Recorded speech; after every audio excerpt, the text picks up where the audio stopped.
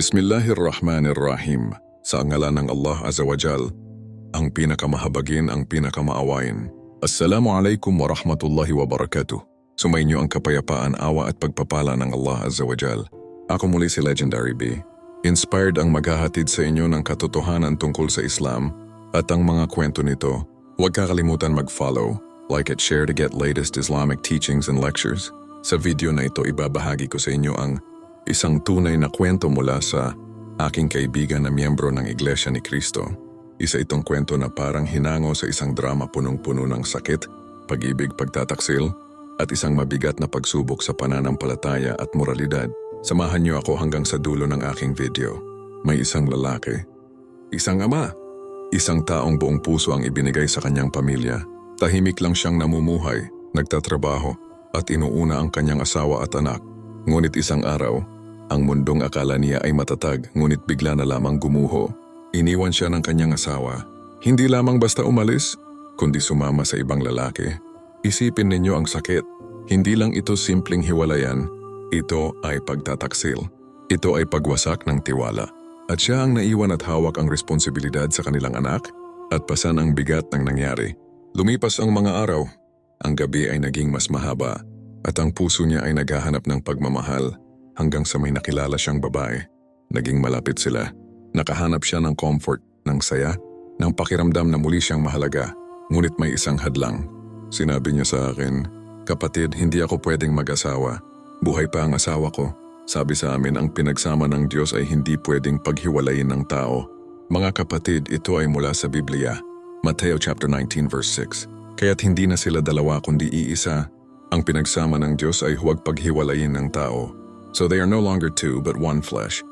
Therefore what God has joined together, let no one separate.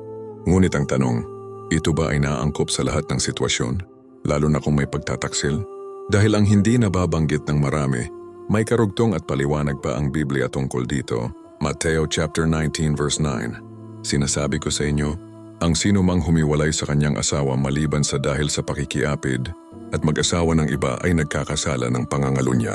I tell you that anyone who divorces his wife, except for sexual immorality, and marries another woman commits adultery. Pansinin ninyo, may malinaw na exception, maliban sa dahil sa pakikiapid. Ibig sabihin kung ang asawa ay nagtaksil, may karapatan ng isang tao na humiwalay at magsimula muli. Hindi sinasabi ng Biblia na manatili ka sa isang relasyon na puno ng pagtataksil. Kaya ang sagot ko sa aking kaibigan ay ito, kapatid, hindi ikaw ang nang-iwan, hindi ikaw ang nagtaksil, hindi ikaw ang nakiapid. Bakit ikaw ang magdurusa habang siya ay malaya? Ngunit ang sagot niya, yun ang aral sa Iglesia ni Cristo. Mga kapatid, dito natin kailangang maging tapat. Hindi lahat ng itinuturo ng tao ay eksaktong ayon sa kasulatan. Ngayon tingnan natin ang pananaw ng Islam. Sa Islam, ang kasal ay sagrado. Ngunit ang katarungan ay mahalaga rin. Kung ang asawa ay nagtaksil at iniwan ang kanyang pamilya, hindi obligado ang naiwan na manatili sa isang sirang relasyon. May malinaw na paraan ng Islam ang talak o paghihiwalay upang wakasan ang relasyon ng maayos at marangal. Ngunit may isang bagay na malinaw na ipinagbabawal, ang pakikipagrelasyon ng walang kasal. Surah Al-Isra chapter 17 verse 32. Wala taqrabu az-zina innahu kana fahishatan wa sa'a sabila. Huwag kayong lumapit sa pangangalunya. Tunay na ito ay isang kahalayan at masamang landas. Do not even go near unlawful sexual intercourse. Indeed, it is an immorality and an evil way. Paliwanag. Hindi lamang ipinagbabawal ang mismong kasalanan pati ang mga daan papunta dito, kaya ang live-in, lihim na relasyon, at pakikipagtalik ng walang kasal ay malinaw na ipinagbabawal sa Islam.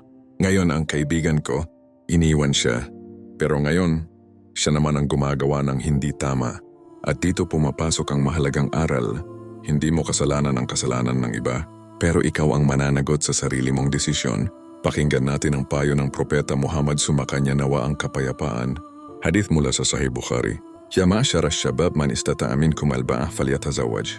O mga kabataan, sino man sa inyo ang may kakayahang mag-asawa ay mag-asawa na. O young people, whoever among you is able to marry, let him marry. Paliwanag. Ang kasal ang solusyon, hindi ang lihim na relasyon. Ito ang proteksyon laban sa kasalanan at daan sa halal na pagmamahal. At sinabi rin ng Allah Azza wa Jal, Surah Al-Baqarah chapter 2 verse 232. Wa idha talaqtum النساء فبلغن أجلهن فلا تعدلهن أن ينكحن أزواجهن Kapag kayo ay nakipaghiwalay at natapos na ang kanilang panahon, huwag ninyo silang pigilan na mag-asawa muli.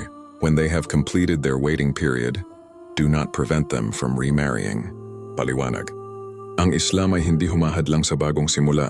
Sa halip, binibigyan ito ng dignidad ang tao na bumangon at magsimula muli. Sa tamang paraan, motivational message. Sa aking kapatid na Muslim at sa ating mga kaibigang non-Muslim, ang buhay ay hindi patas. May mga taong mananakit, may mga taong iiwan ka, ngunit tandaan mo ang sakit ay hindi lisensya para gumawa ng kasalanan. Kung ikaw ay iniwan, piliin mong manatiling tama. Kung ikaw ay nasaktan, piliin mong maging malinis ang iyong puso. At kung ikaw ay nalilito, hanapin mo ang katotohanan. Hindi lamang sa sinasabi ng tao, kundi sa tunay na aral ng Diyos. Dahil sa huli, hindi ang opinyon ng tao ang magliligtas sa atin, kundi ang katotohanan. Ako muli si Legendary B. Inspired ang maghahatid sa inyo ng katotohanan tungkol sa Islam at ang mga kwento nito. Huwag kakalimutan mag-follow, like at share to get latest Islamic teachings and lectures. Assalamu alaikum wa rahmatullahi wa barakatuh.